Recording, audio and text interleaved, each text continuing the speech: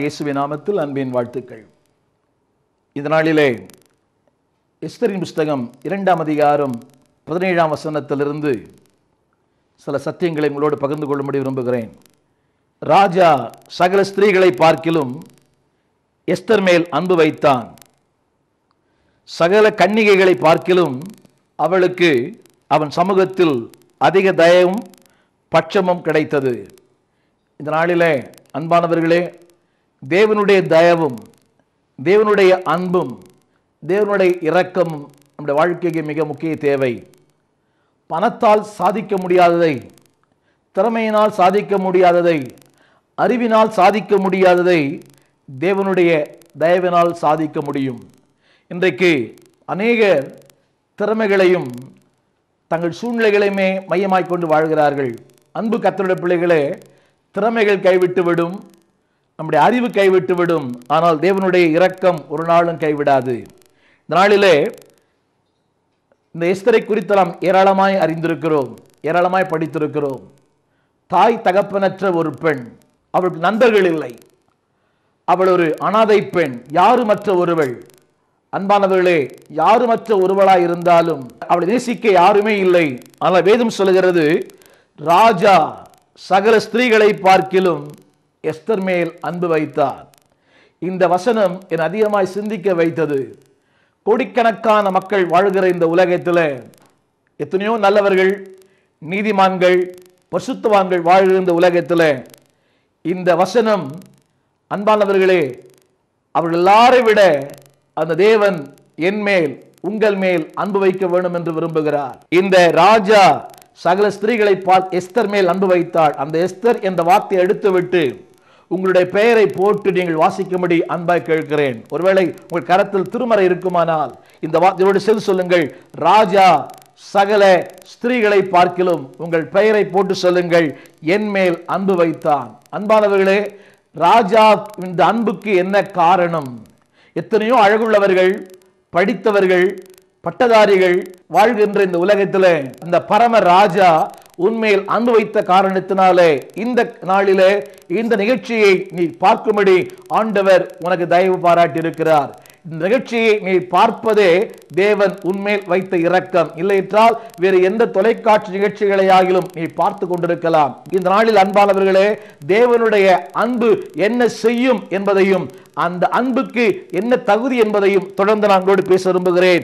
ஆகையால் தேவன் அன்பு வைத்ததினாலே அவளுக்கு ராஜகிரீடம் கிடைத்ததாம். அது மட்டுமல்ல, அவள் வஸ்தியின் ஸ்தானத்திலே ராஜகுமாரத்தியானாள். அன்பான கர்த்தருடைய பிள்ளைகளே, ராஜா அன்பு வைத்ததினாலே வேதம் சொல்கிறது அவளுக்கு ராஜகிரீடம். இந்த நாளில் அன்பானவர்களே, என்னுடைய முதல் குறிப்பு என்னவென்றால், இந்த மேலான ஆசீர்வாதத்திற்கு நீங்கள் தகுதியாக வேண்டும் என்றால் வேதம் சொல்கிறது ஏறக்குறைய 12 மாதங்கள் தன்னை அவள் சுத்திகரித்துக் கொண்டாள் என்ற வார்த்தை 2ஆம் அதிகாரம் 12ஆம் வசனம் எழுதப்பட்டிருக்கிறது. அன்பானவர்களே, அவளுக்கு அறிவு இருந்ததோ, திறமை இருந்ததோ, தாளந்து இருந்ததோ ஒன்றும் எழுதப்படவில்லை. ஆனால் ஒன்று நிச்சயம், அந்த ராஜாவை சந்திப்பதற்காக ஏறக்குறைய 12 மாதங்கள் தன்னை அவர் தயார்படுத்திக் கொண்டாள். எத்தனை அருமையான ஒரு வார்த்தை பாருங்கள். அன்பான கர்த்தருடைய பிள்ளைகளே, ஒரு நிமிடம் ராஜாவை சந்திப்பதற்கு, ராஜாவை நிற்பதற்கு 12 மாதங்கள் ஆயத்தம் என்றால், அன்பு தேவ பிள்ளைகளே, யுக யுகமாய் அவரோடு கூட நாம் வாழப்போகிறோம். நித்திய காலமாய் அவரோடு கூட வாழப்போகிற நமக்கு எத்தனை ஆயத்தம் தேவை. இன்றைய திருச்சபைகளிலே ஜனங்கள் ஏராளமாய் வருகிறார்கள், வந்து போகிறவர்கள் ஏராளம். ஞாயிற்றுக்கிழமை காலையிலே திரள் கூட்டங்களை ஆலயங்களிலே பார்க்கலாம். ஆனால் அதே ஜனங்கள் வேத பாடத்துக்கும் அல்லாவிட்டால் ஜபத்திற்கும் மாலை ஆராதனைக்கும் வருவதில்லை. எத்தனை பெரிய துர்பாக்கியமான நிலைமை அன்பானவர்களே. இன்றைக்கு ஜனங்கள் தங்களை ஆயத்தப்படுத்தி இருக்கிறார்களா என்ற அந்த கேள்விக்கு பதில் கிடைப்பது மிக கடினமான ஒன்றாக இருக்கிறது. இந்த நாளிலே அந்த வசனத்தை நான் திரும்ப சொல்லுகிறேன். அவள் ஏறக்குறைய 12 மாதங்கள் தன்னை, அதாவது வெள்ளை போலத்தினாலும் சுகந்த வர்க்கங்களினாலும் தன்னை சுத்திகரித்துக் கொண்டால். வெள்ளை போலம் என்று சொல்லுகிற அந்த அவனுடைய தன்மை என்னவென்றால், கெட்டுப்போகிற ஒரு பொருளை கெட்டு போகாமல் பண்படுத்தி பாதுகாத்து பதப்படுத்தி அது பயன்படுத்துகிறது. அன்பானவர்களே, இந்த நாளிலே அந்த வெள்ளை போலம் என்று சொல்லுகிற அந்த ஒன்றிலிருந்து தான் அந்த நாட்களிலே அபிஷேக தைலம் தயாரிக்கப்பட்டது. அபிஷேக தைலத்தினுடைய மூல கருப்பொருளே வெள்ளை போலம், சுகந்த வர்க்கம், கருவாப்பட்டை, இப்படிப்பட்ட பொருட்களினால தான் அன்றைக்கு அபிஷேக தைலம் தயாரிக்கப்பட்டது.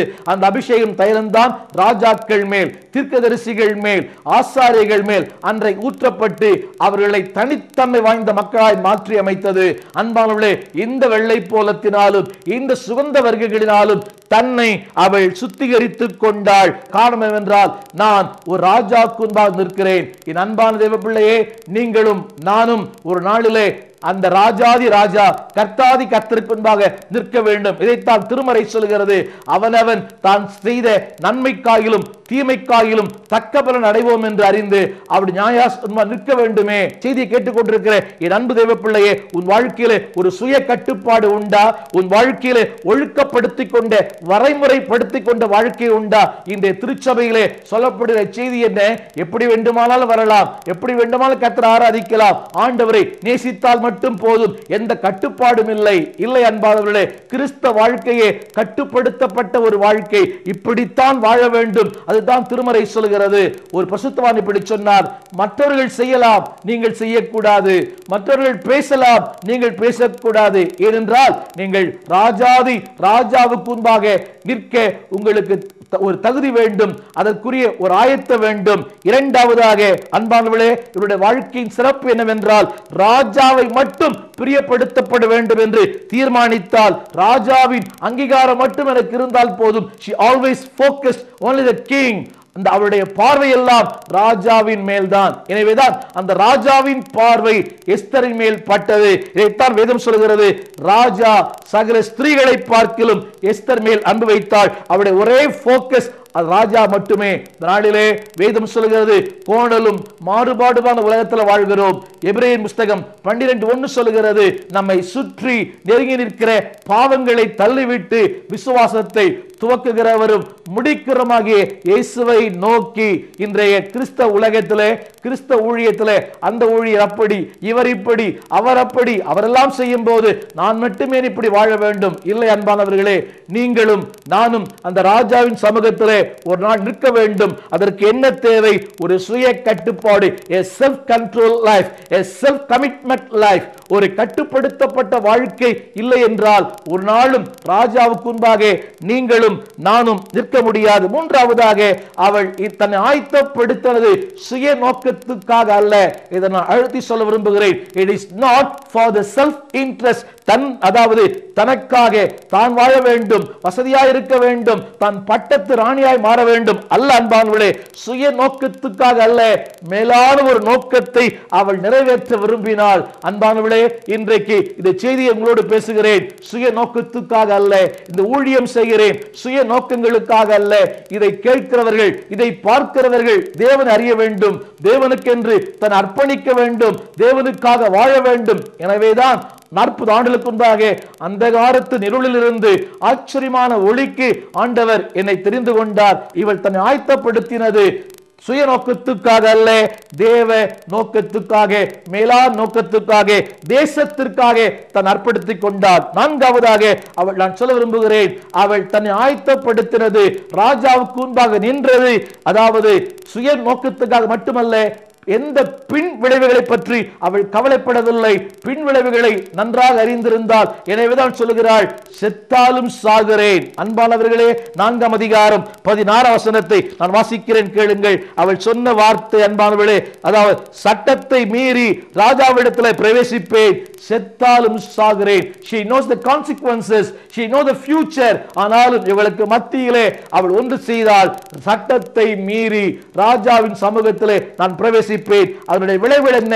தன்னை அர்ப்பணித்துக் கொண்டால் அதனுடைய விளைவு தேசம் மீட்கப்பட்டது, சத்துரு அழிக்கப்பட்டான், தேவன் அறியப்பட்டார். அன்பானவர்களே, திரும்ப சொல்லுகிறேன், தேசம் மீட்கப்பட்டது, சத்துரு அழிக்கப்பட்டார், தேவன் அறியப்பட்டார். இது நாளிலே அன்பான, இதை விட ஒரு மேலான வாழ்க்கை இல்லை.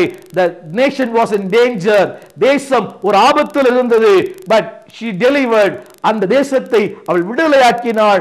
இப்பொழுது தேசம் செழிப்பாய் இருக்கிறது. The nation delights. திரும்ப சொல்லுகிறேன், she delivered the nation. தேசத்தை விடுதலையாக்கினாள். Number 2, she delighted with the nation. தேசத்தின் குடிகளோடு கூட அவள் மகிழ்ச்சியை கொண்டாடினாள். இந்த நாளிலே இந்த செய்தியை கேட்கிற என் அன்பான தேவ பிள்ளையே, இந்த 2:17 திரும்ப சொல்லுகிறேன், சகல ஸ்திரீகளை பார்க்கிலும் என்னுடைய ஆசை, எல்லா ஊழியரை பார்க்கிலும், எல்லா மக்களை பார்க்கிலும் தேவன் என் மேல் அதிக அன்பும் பட்சமும் இறக்க வைக்க வேண்டும் என்று விரும்புகிறேன். அதுவே என்னுடைய ஆசை. இதை தவிர வேறொரு ஆசை இல்லை. புகழும் வேண்டாமே, பெயரும் வேண்டாமே, ஆண்டவருக்காக வாழ்ந்து ஆண்டவருக்காக மரிக்க வேண்டும் என்கிற அந்த ஒரு ஆதகம் இருந்தால் போதும். அதனுடைய விளைவு என்ன? 18ஆம் வசனம் சொல்கிறது, அந்த ராஜா அவளுக்கு ஒரு பெரிய விருந்தை உண்டாக்கினான், எல்லாருக்கும் மேலாக வெகுமானங்களை கொடுத்தான். அது மட்டுமல்ல, அந்த தேசத்திலே அவளை அதிகமாக உயர்த்தினான். நேற்று வரை ஒரு அனாதை பெண், இன்றைக்கு தேவனால் உயர்த்தப்பட்டவள். காலங்களையும் சூழ்நிலைகளையும் மாற்றுகிற கர்த்தர். நேற்று வரை she is a fatherless, நேற்று வரை she is a friendless. Now she has been feasted with the king. She has been favored by the king.